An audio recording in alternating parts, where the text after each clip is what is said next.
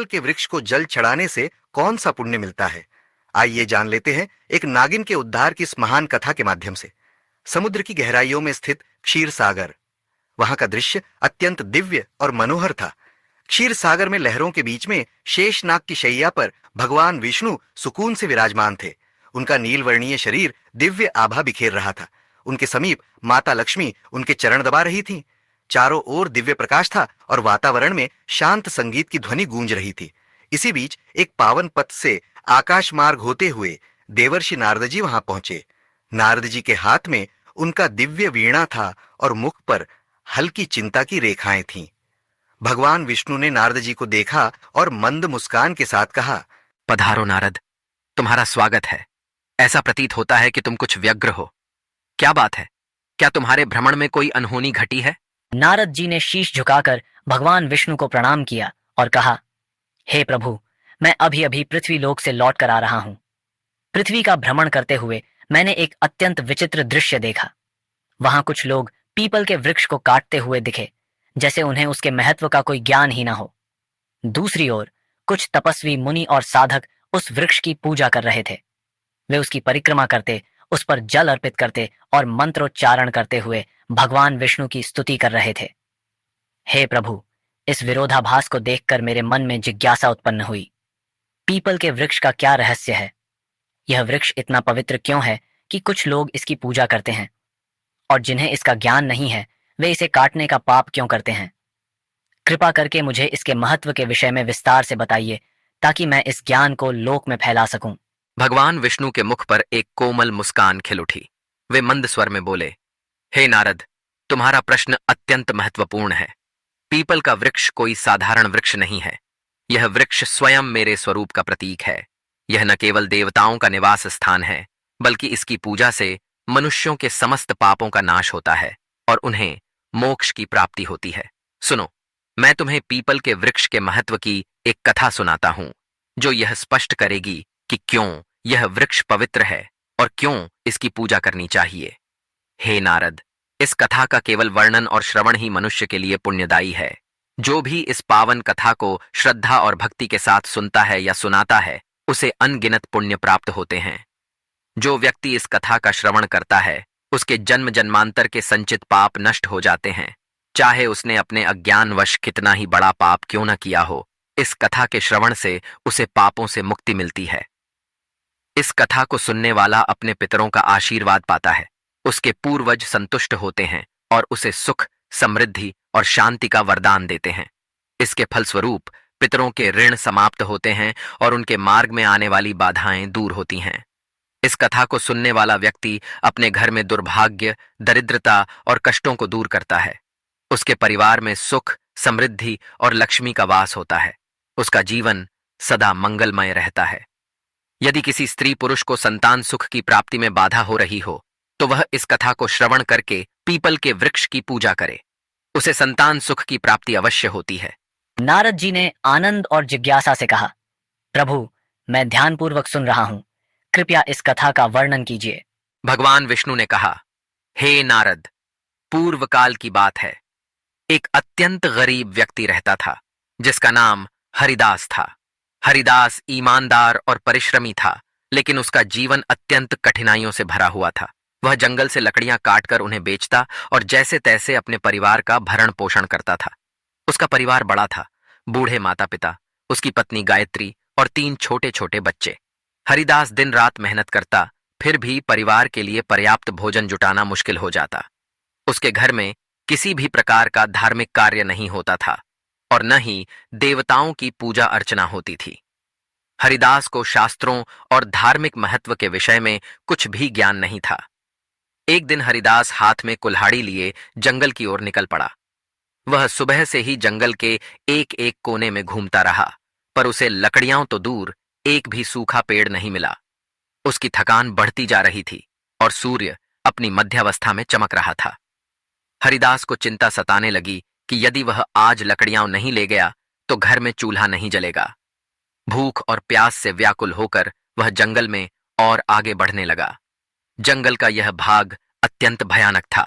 ऊंचे ऊंचे वृक्ष, घनी बेलें और झाड़ियों ने सूरज की रोशनी तक को धरती पर आने से रोक रखा था। जगह जगह सर्प, बिच्छू और अन्य हिंसक जीवों के खतरे भी दिखाई देते थे, परंतु हरिदास की विवशता उसे वहां तक खींच लाई थी। बहुत देर तक भटकने के बाद अचानक उसकी नजर एक विशाल वृक्ष पर पड़ी। वह वृक्ष अपने चारों ओर एक अजीब सी आभा बिखेर रहा था। उसकी शाखाएं मानो आकाश को छू रही थीं और उसकी जड़ें धरती को गहराई से बांध कर रखे हुए थीं। यह पीपल का वृक्ष था। हरिदास ने मन ही मन सोचा, अरे वाह, कितना बड़ा और मजबूत वृक्ष है। यदि मैं इसकी कुछ टहनियां काट लूं तो आज का काम बन जाएगा। फिर उसने कुल्हाड़ी को मजबूती से थामा और वृक्ष के पास पहुंच गया। वृक्ष के नीचे खड़ा होकर उसने एक क्षण के लिए इधर उधर देखा और कुल्हाड़ी को ऊपर उठा लिया। जैसे ही वह कुल्हाड़ी से वृक्ष पर आघात करने वाला था, तभी एक भयंकर आवाज गूंज उठी, जो किसी स्त्री की सी प्रतीत हो रही थी। हे मनुष्य, ठहरो, तुम ये क्या अनर्थ करने जा रहे हो? हरिदास ने चौंक कर इधर उधर देखा, पर वहां कोई दिखाई नहीं दिया। अगले ही क्षण वृक्ष के तने के पास से एक भयानक काले रंग का सर्प प्रकट हुआ। उस सर्प की आंखें चमक रही थीं, मानो उनमें अग्नि की ज्वालाएं जल रही हों। हरिदास भयभीत होकर पीछे हट गया। सर्प धीरे धीरे उसके सामने आकार लेने लगा। वह अब सर्प नहीं, बल्कि एक सुंदर स्त्री का स्वरूप धारण कर चुका था। यह कोई साधारण स्त्री नहीं थी, बल्कि एक नाग कन्या थी। उसका चेहरा तेजस्वी था और उसकी आंखों में अपार रहस्य झलक रहा था। फिर नाग कन्या ने गंभीर स्वर में कहा, हे मनुष्य, तुम यह पवित्र पीपल का वृक्ष काटने जा रहे थे। क्या तुम्हें इसका ज्ञान नहीं कि पीपल के वृक्ष में देवताओं का वास होता है? इसे काटने से तुम्हें महान पाप लगेगा। हरिदास की सांसें तेज हो गईं। वह भयभीत होकर कांपते स्वर में बोला, आप कौन हैं और मुझसे मनुष्य की वाणी में बात कैसे कर रही हैं? मैंने तो ऐसा कुछ कभी सुना भी नहीं था। कृपया मुझे बताइए कि आप कौन हैं और यह वृक्ष क्यों इतना विशेष है? नाग कन्या मुस्कुराई और बोली, हे मनुष्य, मैं इस पीपल के वृक्ष की रक्षक हूँ। मेरा नाम नागिनी सुरसा है। यह वृक्ष मेरे लिए बहुत प्रिय है, क्योंकि इसी वृक्ष में मेरा वास है और यह पवित्र है। परंतु इस वृक्ष के साथ मेरा यह जुड़ाव केवल इस जन्म का नहीं है, बल्कि यह एक पुरानी कथा का परिणाम है। सुनो, मैं तुम्हें अपने पूर्व जन्म की कथा सुनाती हूँ। यह कहते हुए नाग कन्या सुरसा का चेहरा गंभीर हो गया। उसकी आंखों में अतीत का एक गहरा रहस्य चमक उठा। हरिदास विस्मय और जिज्ञासा से उसकी ओर देखने लगा, क्योंकि यह सब उसके लिए अत्यंत अद्भुत और विचित्र था। नाग कन्या ने अपना वृतांत आरंभ किया। नाग कन्या ने गहरी सांस ली और हरिदास की ओर देखते हुए कहा, हे मनुष्य, पिछले जन्म में मेरा नाम सुमति था। मैं एक प्रतिष्ठित वैश्य परिवार में जन्मी थी। मेरे पिता एक धनवान व्यापारी थे और मेरे विवाह का आयोजन उन्होंने बड़ी धूमधाम से किया। मेरा विवाह एक पुण्यात्मा और ज्ञानी वैश्य पुत्र से हुआ, जिसका नाम धर्मपाल था। मेरे पति अत्यंत धार्मिक प्रवृत्ति के थे और अनाज का व्यापार करते थे। उनका जीवन सादा लेकिन धर्म और सत्कर्मों में लीन था, किंतु मैं उनके गुणों से सर्वथा विपरीत थी। मेरा स्वभाव अत्यंत स्वार्थी और अहंकारी था। मैं न तो अपने पति का आदर करती थी और न ही किसी प्रकार के धर्म कर्म में रुचि रखती थी। मुझे देवी देवताओं की पूजा व्यर्थ प्रतीत होती थी। मेरा मन सदा सांसारिक सुखों और धन संपत्ति में लिप्त रहता। मेरे पति मुझे समझाते रहते कि हमें जीवन में पुण्य के कार्य करने चाहिए, देवताओं की पूजा करनी चाहिए, किंतु मैं उनकी बातों को हमेशा अनसुना कर देती। हमारे गांव के पास एक मुनि का आश्रम था। वह आश्रम शांत, पवित्र और प्रकृति की छांव में बसा हुआ था। वहां के वातावरण में एक अलौकिक शांति थी। मुनि ने अपने आश्रम के आंगन में एक छोटा सा पीपल का वृक्ष लगाया हुआ था। गांव के लोग वहां नियमित रूप से पूजा करने आते थे। वे पीपल के वृक्ष के चारों ओर दीप जलाते, जल चढ़ाते और उसकी परिक्रमा करते। उनका विश्वास था कि इस वृक्ष में भगवान विष्णु का वास है और उसकी पूजा करने से उनके पितर प्रसन्न होते हैं। लोगों की श्रद्धा और भक्ति से वह वृक्ष बहुत ही कम समय में विशाल हो गया। एक दिन की बात है, मैं उस आश्रम के पास से गुजर रही थी। वहां मैंने देखा कि एक ब्राह्मण अत्यंत श्रद्धा से उस पीपल वृक्ष की पूजा कर रहा था। वह वृक्ष के तले जल चढ़ा रहा था और मंत्रोच्चार कर रहा था। ये दृश्य देखकर मैं ठहाका मारकर हंसने लगी और कटु स्वर में कहा, अरे ब्राह्मण, तुम मूर्खों की तरह इस वृक्ष की पूजा क्यों कर रहे हो? यह तो केवल एक पेड़ है, न फल देता है न फूल। क्या यह पेड़ किसी काम का भी है? ये व्यर्थ का ढोंग है। तुम्हारी पूजा का कोई लाभ नहीं है। मेरे शब्द सुनकर वह ब्राह्मण अत्यंत शांत भाव से मेरी ओर देखता रहा। फिर वह गंभीर स्वर में बोला, हे देवी, तुम्हारा अज्ञान ही तुम्हारे इस व्यवहार का कारण है। क्या तुम्हें ज्ञात नहीं कि यह पीपल का वृक्ष मात्र एक साधारण वृक्ष नहीं है? इस वृक्ष में स्वयं भगवान विष्णु का वास होता है। यह वृक्ष जीवित है और अत्यंत पवित्र है। इसकी पूजा करने से भगवान विष्णु प्रसन्न होते हैं। इसके तले जल चढ़ाने से पितरों का आशीर्वाद प्राप्त होता है। अनेक जन्मों के पाप इस वृक्ष की पूजा से समाप्त हो जाते हैं। यह वृक्ष मानव जीवन के लिए वरदान स्वरूप है। उस ब्राह्मण की बातों ने मेरे अहंकार को और भड़का दिया। मैंने कटु शब्दों में उसका और उस वृक्ष का उपहास किया। मैं क्रोध में आकर उस वृक्ष के पास पहुंची और व्यंग्यपूर्ण स्वर में कहा, देखते हैं तुम्हारा यह वृक्ष कितना महान है। यह कहकर मैंने आवेश में आकर पीपल के वृक्ष को लात मार दी। जैसे ही मेरी लात उस वृक्ष को लगी, उसी क्षण एक विचित्र घटना घटी। मेरे पैर से लेकर शरीर के अन्य अंगों में जलन होने लगी। वह जलन असहनीय थी। मैंने देखा कि मेरे शरीर में परिवर्तन हो रहा था। धीरे धीरे मेरा रूप बदलने लगा। मेरी त्वचा काली पड़ने लगी और देखते ही देखते मैं एक भयानक सर्पिणी में परिवर्तित हो गई। नागिनी का रूप धारण करके मैं वहीं पर चीखने चिल्लाने लगी। मेरी चीख पुकार सुनकर आश्रम के मुनि वहां आ गए। मैं उनके चरणों में गिर पड़ी और रोते हुए अपनी व्यथा सुनाई। मैंने उनसे विनती की कि मुझे इस श्राप से मुक्ति दिलाएं। मुनि गंभीर स्वर में बोले, हे स्त्री, तुमने घोर पाप किया है। पीपल के वृक्ष को अपवित्र करना और उसका अपमान करना भगवान विष्णु का अपमान है। तुम्हें तुम्हारे कर्मों का दंड मिला है। फिर मैंने कांपते हुए हाथ जोड़कर मुनि से प्रार्थना की, हे ऋषिवर, कृपया मुझे क्षमा करें और इस श्राप से मुक्ति का कोई उपाय बताएं। मैं अपने पापों के लिए पश्चाताप करना चाहती हूँ। उस मुनि ने गंभीर स्वर में कहा, हे पापिनी, तुम्हें इस श्राप से मुक्त होने के लिए 100 वर्षों तक इस पीपल वृक्ष पर निवास करना होगा और इसकी रक्षा करनी होगी। जब 100 वर्ष पूर्ण हो जाएंगे तब तुम्हारे पति यहाँ आएंगे और इस वृक्ष पर जल अर्पित करेंगे। उसी दिन तुम्हें इस श्राप से मुक्ति मिलेगी। इतना कहकर मुनि वहां से चले गए। तब से मैं इसी वृक्ष पर वास कर रही हूँ। यह वृक्ष दिनों दिन बढ़ता गया और मैं दिन रात इसकी रक्षा करती हूँ ताकि कोई इसे हानि न पहुंचा सके। आज मेरे 100 वर्ष पूरे हो चुके हैं। मैं प्रतीक्षा कर रही हूँ कि मेरे पति धर्मपाल यहाँ आए और इस वृक्ष पर जल अर्पित करे, तभी मुझे इस सर्प योनि से मुक्ति मिलेगी। ये कहते हुए नागकन्या की आंखों में आंसू आ गए। उसकी आवाज में पीड़ा और पश्चाताप स्पष्ट झलक रहा था। हरिदास यह सब सुनकर अवाक रह गया। वह समझ नहीं पा रहा था कि जो कुछ उसने सुना वह सपना था या सच्चाई। उसके हृदय में भय और श्रद्धा का संचार हो रहा था। नागकन्या की करुणामयी कथा सुनकर हरिदास स्तब्ध रह गया। उसकी आंखों में आश्चर्य और अविश्वास के भाव तैरने लगे। उसे यह बात समझ में नहीं आ रही थी कि वह स्वयं इस घटना से किस प्रकार जुड़ा हुआ था। तभी एक दिव्य तेज से आश्रम के मुनि वहां प्रकट हुए। उनका स्वर गंभीर और आशीर्वाद से भरा हुआ था। मुनि ने हरिदास की ओर देखते हुए कहा, हे हरिदास, यह सब तुम्हारे पूर्व जन्म के कर्मों का ही परिणाम है। क्या तुम जानना चाहते हो कि तुम इस नागकन्या के जीवन में क्या स्थान रखते हो? हरिदास ने विस्मय से मुनि की ओर देखा और कांपते स्वर में कहा, हे ऋषिवर, कृपया मुझ पर कृपा करें और मेरे जन्मों के रहस्य का ज्ञान दें। यह सब क्या हो रहा है? मैं इस नागकन्या के साथ किस प्रकार जुड़ा हूं? मुनि ने अपनी आंखें बंद की और उनके मुख पर एक गंभीर आभा उभरी। फिर उन्होंने कहना आरंभ किया, हे हरिदास, सुनो तुम्हारे पूर्व जन्म की कथा। इस नागकन्या जिसका नाम सुमति है, इसका पति तुम ही थे। उस जन्म में तुम धर्मपाल नामक एक पुण्यात्मा व्यापारी थे।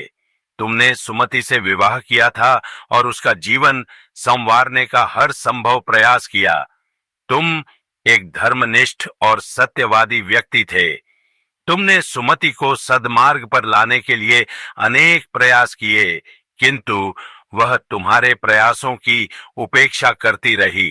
हरिदास ने आश्चर्य और अविश्वास के साथ कहा, क्या मैं इस नागकन्या का पति था? मुनि ने मुस्कुराते हुए कहा, हां हरिदास, सुमति ने अपने अहंकार और अज्ञान के कारण पीपल के वृक्ष का अपमान किया था, जिसके कारण उसे सर्प योनि का श्राप मिला, किंतु भगवान विष्णु ने तुम्हारे पुण्य कर्मों के कारण यह नियम बनाया कि केवल तुम्हारे हाथों से जल अर्पित होने पर ही सुमति को इस श्राप से मुक्ति मिलेगी। तुम यहां तक केवल अपनी नियति के कारण आए हो। तुम्हारा आज यहां आना संयोग नहीं है, बल्कि यह विधि का विधान है। सुमति, जो अब तक चुपचाप खड़ी थी, मुनि की बात सुनकर हरिदास के चरणों में गिर पड़ी। उसकी आंखों से आंसुओं की धार बहने लगी। वह कांपते स्वर में बोली, हे स्वामी, मैं अपने पूर्व जन्म के पापों के लिए आपसे क्षमा मांगती हूँ। मेरे अहंकार और अज्ञान के कारण मैंने आपको दुख पहुंचाया और इस पीपल वृक्ष का अपमान किया, किंतु आज मैं आपसे एक बार फिर प्रार्थना करती हूँ, कृपया इस पवित्र वृक्ष पर जल अर्पित कर मुझे इस श्राप से मुक्त करें। हरिदास की आंखों में करुणा भर आई। उसने नागकन्या के प्रति कोई क्रोध या घृणा नहीं दिखाई, बल्कि उसके हृदय में श्रद्धा और सहानुभूति का भाव जाग उठा। उसने मुनि की ओर देखा और कहा, हे ऋषिवर, मुझे बताइए, मैं इस पुण्य कार्य को कैसे पूरा करूं? मुनि ने हरिदास को पीपल वृक्ष के पास ले जाकर कहा, हे वत्स, इस वृक्ष पर श्रद्धा से जल अर्पित करो और भगवान विष्णु का स्मरण करो। इससे तुम्हारे पूर्व जन्म के बंधन समाप्त हो जाएंगे और सुमति को भी मुक्ति मिलेगी। हरिदास ने पास ही रखे कलश से जल भरा। वह पीपल वृक्ष के सामने खड़ा हुआ और अपने मन में भगवान विष्णु का ध्यान करते हुए जल अर्पित करने लगा। जैसे ही उसने जल की धार पीपल की जड़ों में चढ़ाई, एक अद्भुत घटना घटी। पीपल वृक्ष के नीचे एक दिव्य प्रकाश फैला और नागकन्या का सर्प रूप धीरे धीरे नष्ट होने लगा। स्थान पर एक सुंदर तेजस्वी स्त्री प्रकट हुई। उसका चेहरा चमक रहा था, मानो वह स्वयं एक देवी हो। सुमति ने हाथ जोड़कर हरिदास और मुनि को प्रणाम किया। सुमति ने कहा, हे स्वामी, आपके पुण्य और भगवान विष्णु की कृपा से मुझे आज इस अभिशाप से मुक्ति मिली है। मैं आपके प्रति कृतज्ञ हूं। आपने न केवल मेरे पापों का प्रायश्चित करवाया, बल्कि मुझे मोक्ष के मार्ग पर ले आए। मुनि ने आशीर्वाद देते हुए कहा, हे सुमति, अब तुम स्वर्गलोक को प्रस्थान करो। तुम्हारे इस श्राप का अंत हो चुका है। भगवान विष्णु तुम्हें आशीर्वाद दें। सुमति ने एक बार फिर पीपल वृक्ष की परिक्रमा की और वहां से दिव्य प्रकाश के साथ स्वर्गलोक को प्रस्थान कर गई। इस घटना के बाद हरिदास के जीवन में बड़ा परिवर्तन आया। उसने पीपल वृक्ष की महिमा को समझा और प्रतिदिन उसका पूजन करने लगा। उसने अपने परिवार को भी धर्म के मार्ग पर चलने की प्रेरणा दी। वह जान गया कि पवित्र वृक्षों का सम्मान और देवताओं का स्मरण जीवन को सफल बनाता है। भगवान विष्णु ने पीपल वृक्ष के महत्व की कथा समाप्त की। उनके मुख पर करुणा और दिव्यता का तेज झलक रहा था। देवर्षि नारद जी अत्यंत भाव विभोर होकर बैठे थे। उन्होंने भगवान विष्णु की स्तुति करते हुए कहा, हे प्रभु, आपने पीपल वृक्ष की महिमा और यह कथा सुनाकर मेरी जिज्ञासा को शांत किया। मैं धन्य हो गया। इस कथा से यह स्पष्ट हुआ कि मनुष्य अपने अज्ञान और अहंकार के कारण ही पाप के मार्ग पर चलता है, किंतु आपकी कृपा से ही उसका उद्धार संभव है। यह वृक्ष न केवल पवित्र है, बल्कि स्वयं आपका दिव्य स्वरूप है। भगवान विष्णु मुस्कुराते हुए बोले, हे नारद, यह सत्य है। पीपल का वृक्ष सृष्टि का जीवन है। इसकी जड़ में मैं स्वयं निवास करता हूं। तने में भगवान शिव का वास है और शाखाओं में ब्रह्मा का। इस वृक्ष की पूजा करने से मनुष्य त्रिदेवों का आशीर्वाद प्राप्त करता है। जो भी इस कथा को श्रद्धा से सुनेगा, सुनाएगा अथवा पीपल के वृक्ष की पूजा करेगा, उसे मेरे परम धाम की प्राप्ति होगी। उसके समस्त पापों का नाश होगा और उसे जीवन में सुख, शांति तथा परलोक में मोक्ष का आशीर्वाद मिलेगा। नारद जी ने कहा, हे प्रभु, मैं अविलंब पृथ्वीलोक पर जाऊंगा और इस कथा का प्रचार करूंगा। मैं लोगों को यह बताऊंगा कि पीपल के वृक्ष का अपमान नहीं करना चाहिए। इसकी पूजा करके वे आपके सान्निध्य को प्राप्त कर सकते हैं। तो दोस्तों, इस प्रकार से भगवान विष्णु ने नारद जी को पीपल के वृक्ष की महिमा सुनाई है। उम्मीद है आपको यह कथा पसंद आई होगी। वीडियो को लाइक जरूर करें और कमेंट में जय श्री हरि विष्णु अवश्य लिखें। साथ ही चैनल को सब्सक्राइब करें। आप सभी का धन्यवाद।